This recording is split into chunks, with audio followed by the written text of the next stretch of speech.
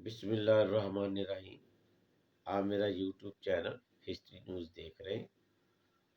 Story تو آج آپ کے ساتھ ایک ہی شیئر کرنی ہے۔ اصل میں 4-5 دن کے لیے اسلام آباد میں تھے، اور اسلام آباد کی ہواؤں میں آج کل جو ہے وہ بہت زیادہ وہاں پہ سیاست کے اندر انتشار پھیلا ہوا ہے۔ کوئی پنڈی والوں کی بات کر رہا ہے، کوئی بنی گالا کی بات کر رہا ہے، لیکن آج جو آپ لوگوں کے ساتھ سٹوری شیئر کرنی ہے وہ بڑی خاص سٹوری تھی، تو اس لیے میں نے کہا چلیں وقت ضائع کیے بغیر اپنے دوستوں کے ساتھ یہ سٹوری شیئر کریں، کیونکہ آج جو ہماری تبدیلی کے شہنشاہ ہیں، انہوں نے کابینہ کے اجلاس کے اندر کافی زیادہ عشرت حسین اور اس کے علاوہ دوسروں کو جھاڑ پلائی کہ جانی آج ان کے دل کے اندر اتنی کہ پاکستانی عوام کے لیے ہمدردی پیدا ہو گئی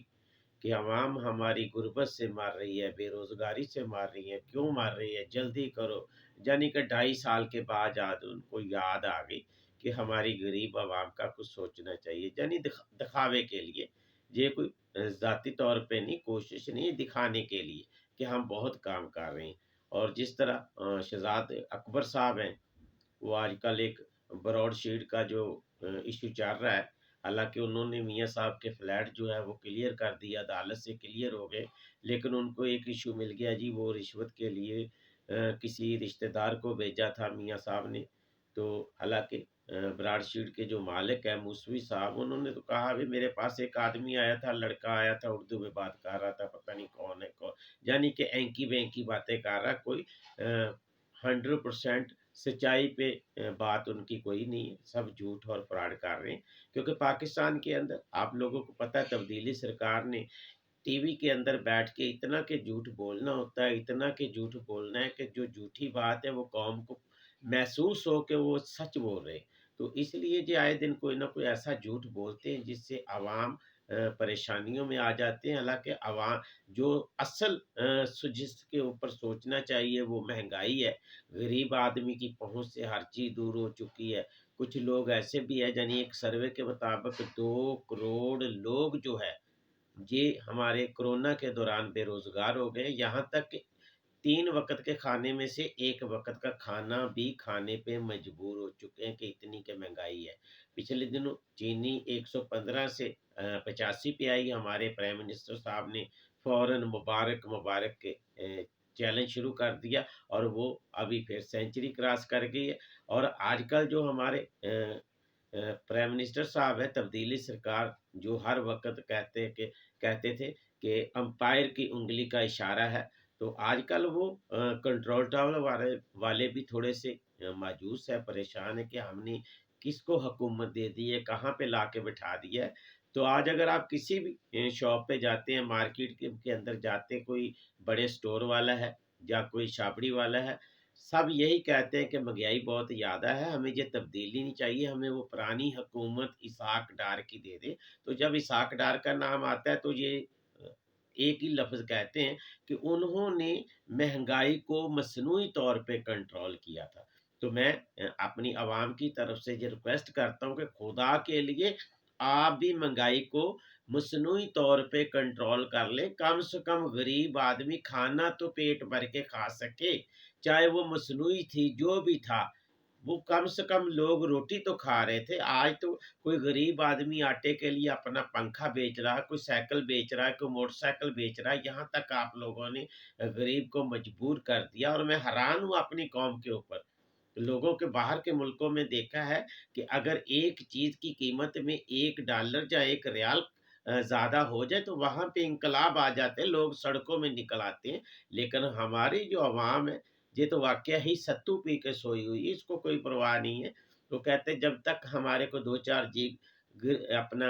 بھوک سے مریں گے نہیں، اس وقت تک ہم کوئی بات نہیں کریں گے۔ بہرحال اس وقت جو ہے، جو 2 پنے تھے، ایک ہمارے کنٹرول ٹاور کا تھا، ایک حکومت کا، یہ دونوں پنے پھٹتے نظر آ رہے ہیں۔ اور آگے امریکہ کے اندر 20 تاریخ کو جو بائیڈن صاحب اپنا حلف اٹھا رہے ہیں، اور سب سے بڑی بات یہ ہے کہ پاکستان کے پرائم منسٹر صاحب کو انہوں نے دعوت نہیں دی، زرداری صاحب اور بلاول بھٹو صاحب کو انہوں نے دعوت دی ہے۔ زرداری صاحب کا تو نام ECL میں ہے، بلاول بھٹو جا رہے ہیں۔ یہ بھی حکومت کو سوچنا چاہیے کہ آیا کہ وزیر اعظم کو چھوڑ کے ایک اپوزیشن کے آدمی کو جس کے خلاف نعرے لگ رہے ہیں، چور چور چور چور کے نعرے لگائے جا رہے ہیں، اور امریکہ میں جو ان کا صدارتی انتخاب ہو رہا ہے اس میں جو بائیڈن کے فنکشن میں بلاول صاحب جا رہے ہیں، اور ہمارے پرائم منسٹر صاحب کو انہوں نے پوچھا تک نہیں ہے۔ اور 20 تاریخ کے بعد آپ دیکھیں گے کہ اس ملک کے اندر کتنی زیادہ چینج آنے شروع ہو گئے، کیونکہ ہماری خارجہ پالیسی جو ہے وہ 100% ناکام ہو چکی ہے، کیونکہ شاہ محمود قریشی صاحب کی پہلے دن سے ہی نظر پرائم منسٹر کی سیٹ کے اوپر ہے۔ انہوں نے اس طریقے سے اپنی لابنگ کی نہیں کسی ملک کے ساتھ بھی۔ سعودی عرب ناراض ہے ہمارے ساتھ، چائنا بھی ہمارے ساتھ ناراض جا رہا ہے۔ ابھی بڑی مشکل سے طیب اردگان کا دورے کی افواہ آ رہی ہے، 100% کلیئر نہیں ہے، لیکن ہر ملک کے ساتھ ہمارے تعلقات خراب ہے۔ ادھر ہمارے بارڈر کے اوپر اتنی کہ ٹینشن بنی ہوئی ہے کہ دونوں طرف کی فوجیں جو ہیں وہ کنٹرول لائن کے آمنے سامنے کھڑی ہوئی ہے، جنگ کا کسی وقت بھی الارم بج سکتا ہے۔ تو اس طرح کے جو ہمارے ملک میں جو وزیر اعظم جس طرح کا وزیر اعظم ہے، اس کے ہوتے ہوئے یہی حالات ہونے تھے، کیونکہ غریب غریب تر ہو گیا ہے، اور جو چند لوگ ہیں جنہوں نے اپنے جہاز استعمال کیے، اے ٹی ایم مشینیں استعمال کی، وہ اربوں خربوں ڈالر کما کے بیٹھے ہیں، اور ہمارا وزیر اعظم صاحب کہتا ہے احتساب احتساب احتساب۔ جو آس پاس کے لوگ ہیں ان کو احتساب کا نہیں پتا، جو سائڈ پہ لوگ ہیں ان کے لیے نعرہ احتساب کا لگ رہا ہے۔ تو یہ بات بتانی بہت ضروری تھی کہ 20 جنوری کے بعد ہمارے ملک کی سیاست میں یکدم ہلچل آئے گی، اور یہ جو سال ہے میں نے آپ کو پچھلی ویڈیو میں بتایا تھا، یہ تبدیلیوں کا سال ہے۔ ہو سکتا ہے اس کے اندر ٹرمپ کتنا پاورفل وزیر اعظم تھا وہاں کا، اور ٹرمپ کے ساتھ جو کچھ ہوا ہے پوری دنیا نے دیکھا ہے کہ اس کی ہر چیز